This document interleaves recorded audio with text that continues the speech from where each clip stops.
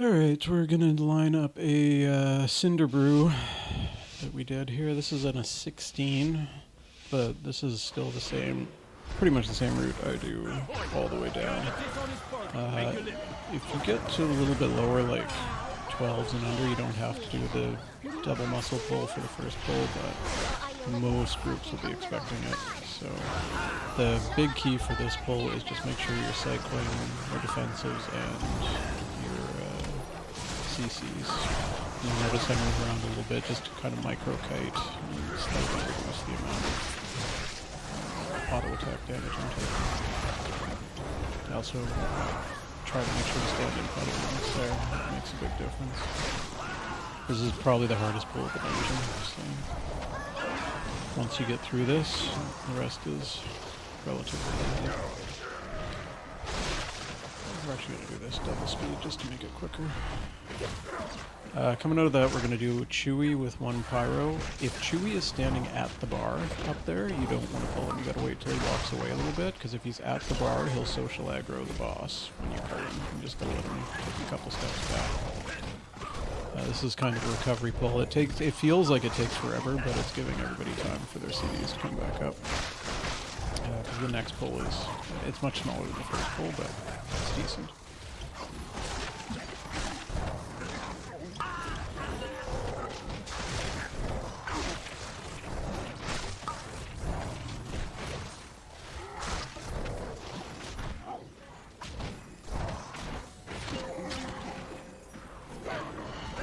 Now, when I do this pull, I don't get that last Pyromaniac, because we're going to add it into the boss, just for some extra funnel from...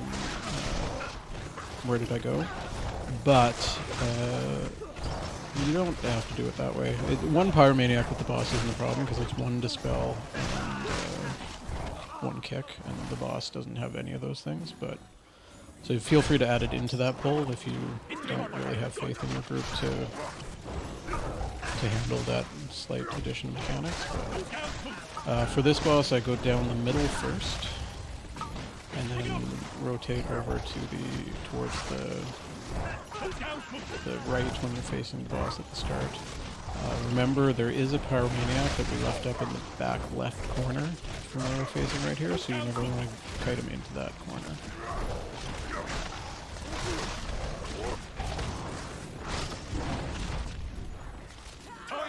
So then, as the tank, I'm going to do the 2 on the right. I'm going to give him that one first, and then I'm going to go get this one, and then the DPS can each do one over there.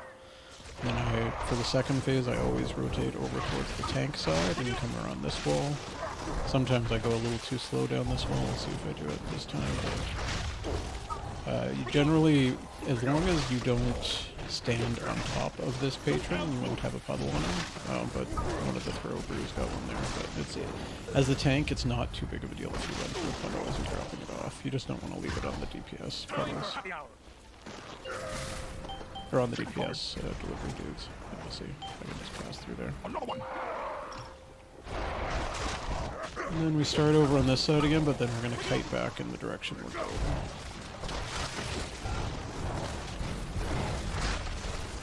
One thing to remember is when you're doing the first two, or the middle phase I guess specifically, is never kite them behind the bar in the middle phase, because if those fight clouds are sitting on the bar, people can't grab the mugs. Are you here to help? I see that get back in business, let it fall to you.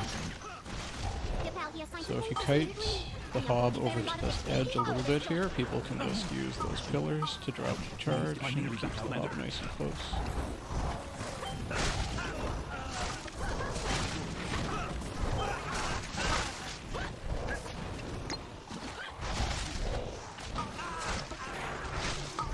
I don't really show it, but yeah, those barrels that are in the top right there, any range can just sit on those and be immune to the charges too, if you do get forced out into the middle.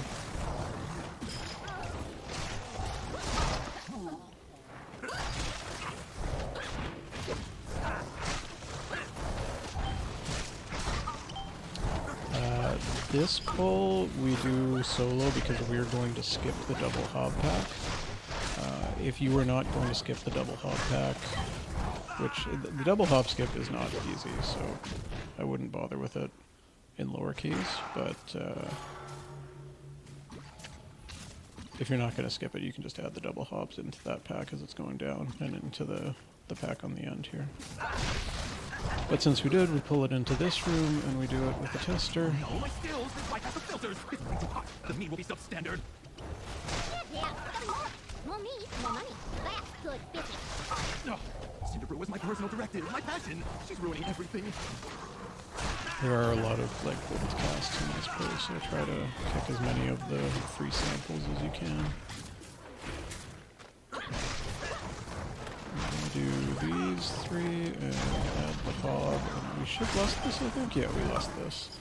Just get it back on CD because we're going to try and get 4 lusts out of our run. If you are doing like 12s and under, you probably maybe save lust for IPA instead, but I think the extra lust is more important than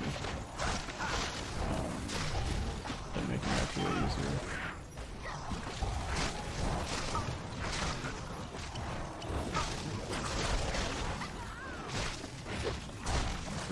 Down, so we get the next one. Once these small guys go down, the boss is spawning right now, so be careful of that corner, but we're going to want to clear this corner out too. We're going to leave that pack that's to my right now up. You don't have to, you can clear it, but there's no real need to kill it.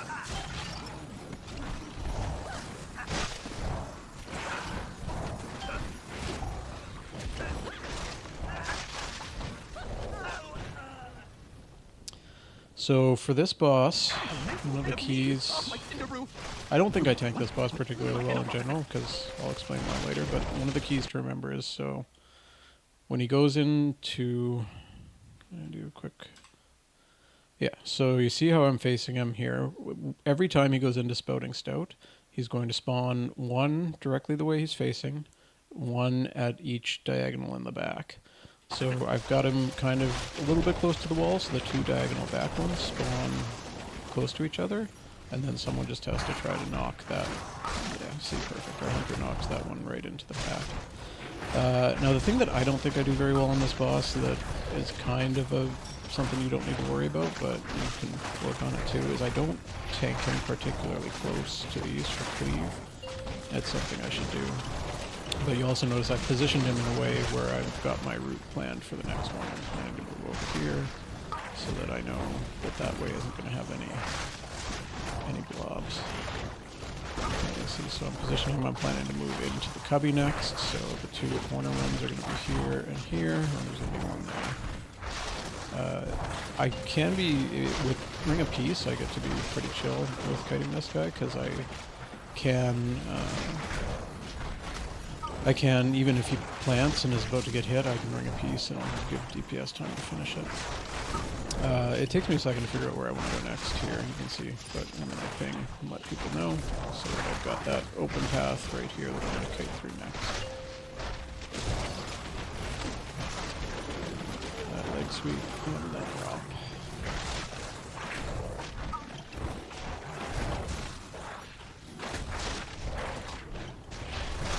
See, I'm so far away, like I could be a lot closer to those and letting DPS play more, but it doesn't make the biggest difference. We can commit to the kill here, I think.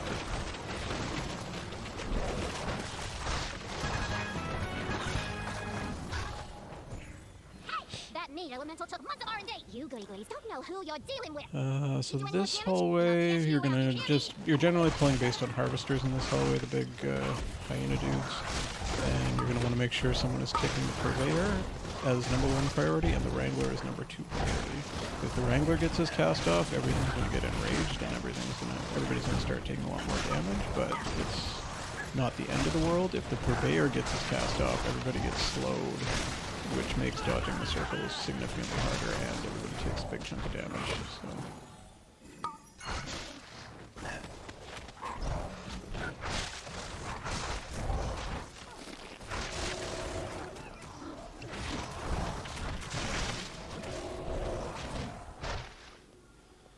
This next pull, you can get both purveyors, either intentionally or by accident.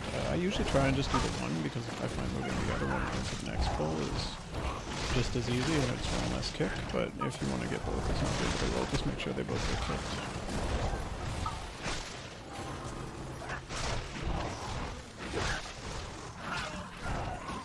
And the harvester still got a bunch of health, so I'm just gonna continue on. I don't know. Oh, I didn't go into the other guy because I was kind of low on brews, so I just wanted to play a little bit safe.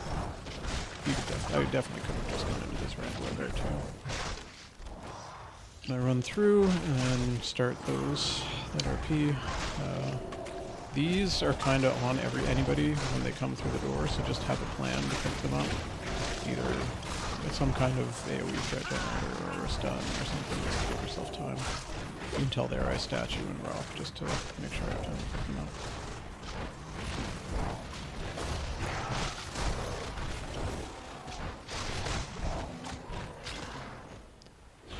Now, since we killed we skipped the double hob, we need this purveyor here, so you'll see me pull it in a second here.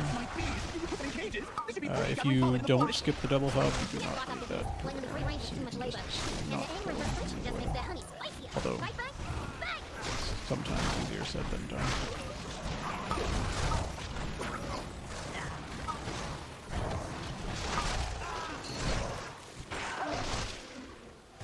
If you do skip that guy, make sure you tank this pack over a little bit on the left here from where I am now, just to give people room to stay away from me.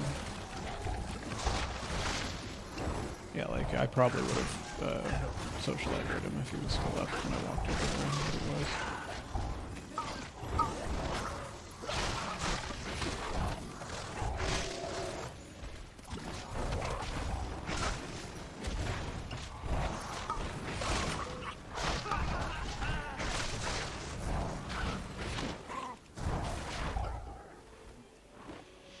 And then you do the boss, and you usually add these little beelet packs in as you go. This boss is kind of hectic as a tank. There's always a million things going on. You've got to be over to the side to drop that shit off, and then you've got to be in the middle to pick up the bees. I would say it's more important to pick up the bees and potentially leave a puddle somewhere than it is to let the bees run wild, but you also don't have to be all the way at the edge here like I'm going. It's pretty easy as monk since I can just roll out, but as long as you're like kind of at the edges of the area, it's not a big deal.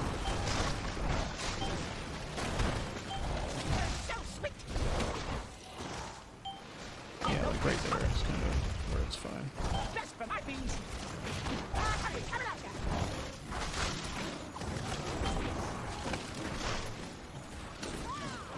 As you can tell, Adept's getting right fucked up because I don't have aggro on those.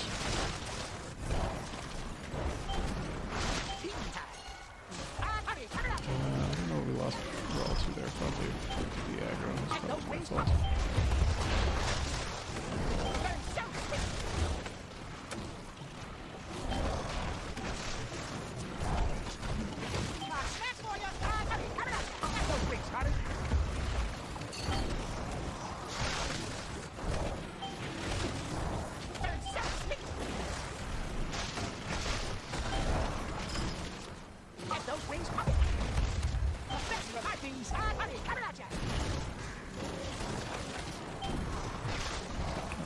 That one, I mean, the boss was basically dead, so it's not a big deal, but that one that I left in the middle was pretty bad.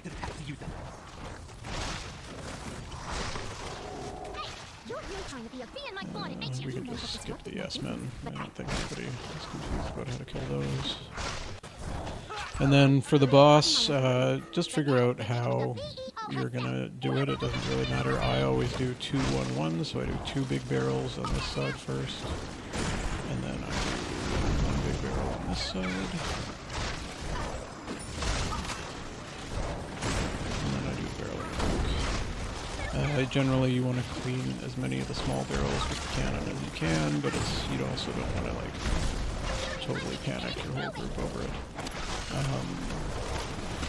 The little circles that go on people, melee DPS, you can run out, but like you lose so much damage running out to try to blow up barrels. It's just ignore it. Range, you can position over some small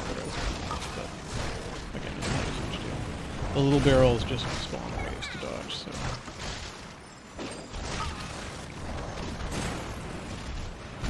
My business and it's booming! Just for you!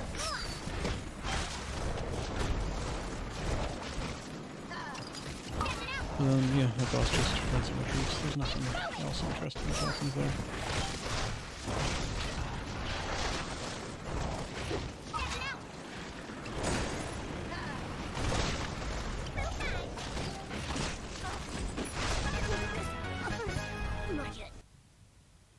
Boom. So yeah, that's how basically how I would suggest doing Cinderbrew.